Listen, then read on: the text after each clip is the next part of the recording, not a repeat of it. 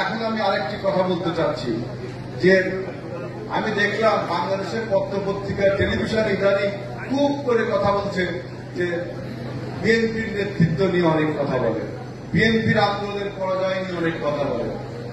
আমরা বিএনপি দেশনায়ক তারেক রহমানের নেতৃত্বে সীসা ঢালে প্রাচীরের মতো ঐক্যবদ্ধ হয়ে গত 2 বছর, গত 17 বছর যে আন্দোলন সংগ্রাম প্রয়োগ করেছি, 47 সালের দেশ বিভাগের পরে আজ পর্যন্ত এরকম আন্দোলন সংগ্রাম বাংলাদেশে কখনো হয়নি।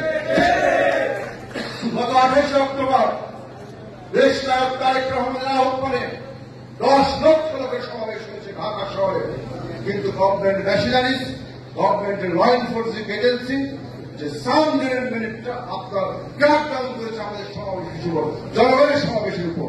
তারেক রহমানের টাকে এত বড় সমাবেশ হয়েছে, এখনো তারেক রহমানের নেতৃত্বে বাংলাদেশের বিএনপি একটি সলিড রকের মতো, সীসা ঢালা প্রাচীরের মতো ঐক্যবদ্ধ। আমাদের বিএনপিতে ব্যাক টু ব্যাক নেতৃত্ব রয়েছে। আজকে দেশনেত্রী এবং খালেদা জিয়া কারাবন্দী রয়েছেন, অ্যাক্টিং প্রেসিডেন্ট চেয়ারম্যানের দায়িত্ব পালন করছেন দেশ নায়ক তারেক রহমান। সবাই তার নেতৃত্বে ঐক্যবদ্ধ হয়ে আমরা এই অবৈধ সরকারের বিরুদ্ধে যে অভূতপূর্ব সাফল্য অর্জন করেছি। দেখেন, জনকে বলে আমাদেরকে আন্দোলনে পরাজয় বরণ করেছি। আমাদের আন্দোলন ছিল ভোট বর্জন, এই সরকারকে লো কনফিডেন্স দেখানোর জন্য ভোট বর্জন। আমাদের আন্দোলনে কি জনগণ সাড়া দিয়েছে না? কত পার্সেন্ট লোক ভোট দিয়েছে? মাত্র 2 থেকে 3%। তার মানে তারেক রহমানের আহ্বানে 97% লোক এই শেখ হাসিনাকে প্রত্যাখ্যান করেছে। আজকে দেখেন আমাদের নেতৃত্ব কত সুশৃঙ্খল। আমরা বলেছি এই সরকারের অধীনে কোন উপজেলা নির্বাচনে আমরা যাব না, স্থানীয় সরকার নির্বাচনে। এটা তৃণমূল নেতৃবৃন্দ বলেছেন। আমাদের তৃণমূল পর্যায়ের নেতৃবৃন্দ হাইকমান্ডকে বলেছে যে আমরা উপজেলা নির্বাচনে যাব না।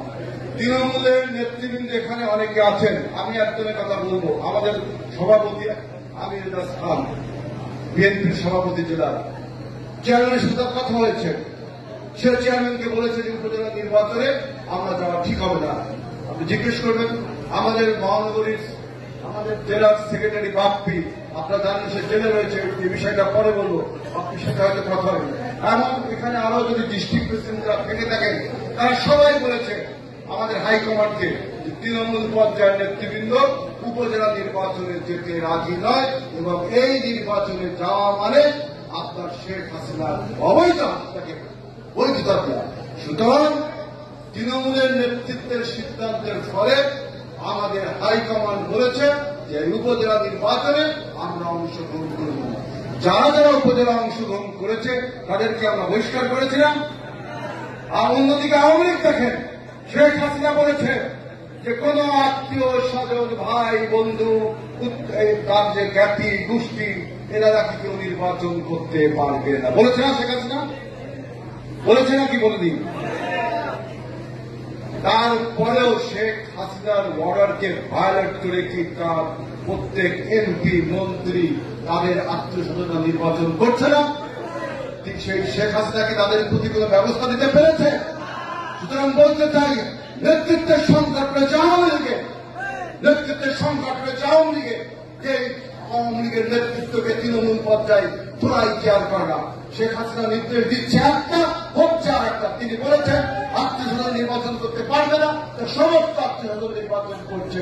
তাহলে নেতৃত্বের সংকট বিএনপিতে রয়েছে।